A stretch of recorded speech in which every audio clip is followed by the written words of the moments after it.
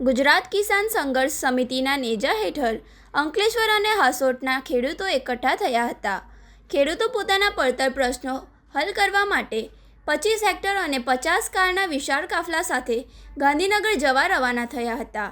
Rally જ્યારે હાસોટથી પસાર થઈ ત્યારે સ્થાનિક કોંગ્રેસના આગેવાનો અને કાર્યકરો દ્વારા ખેડૂતોનું ભવ્ય સ્વાગત પણ કરવામાં આવ્યું હતું અને સમર્થન જાહેર કરાયું હતું. ખેડૂતોની મુખ્ય માંગણીઓમાં ભરૂચ જિલ્લામાંથી પસાર થતી પાવર ગ્રીડ લાઇનનો વિરોધ, પાકના પોષણક્ષમ ભાવ અને જમીનનું યોગ્ય વળતર આપવાની માંગ. ખેડૂતોના દેવા માફી અંગે સરકાર સમક્ષ રજૂઆત સાથે નીકળ્યા હતા. ખેડૂતોનો કાફલો જ્યારે અંકલેશ્વરની કડકિયા કોલેજ નજીક પહોંચ્યો ત્યારે પોલીસે કાયદો અને વ્યવસ્થાની સ્થિતિ જાળવવા માટે રેલીને અટકાવી દીધી હતી.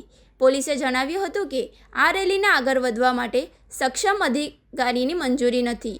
પોલીસની આ કાર્યવાહીથી નારાજ થયેલા ખેડૂતો રોડ પર બેસી ગયા હતા અને સૂત્રોચ્ચાર કરીને વિરોધ પ્રદર્શન શરૂ કર્યું હતું. રસ્તા પર વિરોધ પ્રદર્શન દરમિયાન પોલીસ અને ખેડૂતો વચ્ચે ઉગ્ર બોલાચાલી અને ઘર્ષણના દ્રશ્યો સર્જાયા હતા. આખરે પોલીસે પરિસ્થિતિ પર કાબૂ મેળવવા માટે 10થી વધુ ખેડૂત આગેવાનોની અટકાયત કરી હતી અને તેમને તાત્કાલિક એ ડિવિઝન પોલીસ મથકે લઈ જવામાં આવ્યા હતા.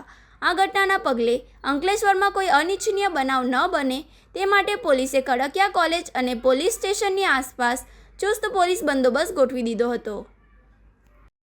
કઈ માંગણીઓ લઈને ખેડૂતો દ્વારા આંદોલનનો શસ્ત્ર ઉગામવામાં આવ્યું? બિલકુલ, એક જ ધૂન 15 જૂનની વાત લઈને ગુજરાતનો ખેડૂત આજે રસ્તા ઉપર નીકળ્યો છે. આવતીકાલે 1111 ટ્રેક્ટરો અને ખૂબ મોટી સંખ્યામાં ખેડૂતો અમદાવાદ ખાતે શાંતિપુરા સર્કલે ભેગા થઈને ગાંધીનગર પોતાની વાત રજૂ કરવાના છે.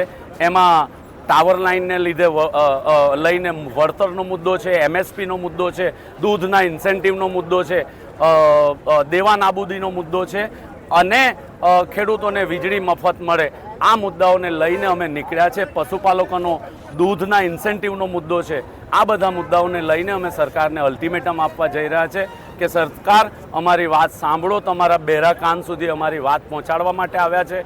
તમે જો આની ઉપર કંઈ નિર્ણય ન કરશો તો આવનારા દિવસોમાં ખેડૂત હજી વધુ સંગઠિત થઈને ગાંધીનગરનો ઘેરાવ કરશે એ પ્રકારની વાત લઈને અમે જઈ રહ્યા છીએ. આજે ખેડૂત અધિકાર યાત્રા નીકળી છે એ જયેશભાઈએ જણાવ્યા પ્રમાણે 5 મુદ્દા છે. એમાં મુખ્ય મુદ્દો હાઈ ટેન્શન લાઇન પાવર લાઇનનો છે કે જેનાથી ખેડૂતોને પાયમાલ થઈ જાય છે, પોતાની જમીન આખી જતી રહેતી છે અને કોઈ પાક એની અંદર ખેતી કરી શકવાના નથી.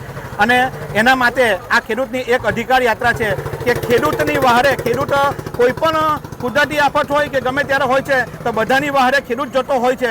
પોતાના ઘરની અંદર 10 કિલો અનાજ હશે ને એમાંથી બધા કિલો કાઢીને એ બધા કુદરતી આફતને મદદ કરવા માટે આ વહારે જવા માટે આ ખેડૂત હોય છે. તો આજે મીડિયા થકી સરકારી અધિકારી, પાવર ગ્રીડના અધિકારી, જનપ્રતિનિધિ અને દરેક લોકોને મારું એક આહવાન છે કે આજે ખેડૂત પોતાની માંગ માટે, પોતાના અધિકાર માટે જઈ રહેલો છે. તો આજે બધા ભેગા થઈ અને ખેડૂતને મદદ કરવા માટે આવો એવું અમારું આહવાન છે.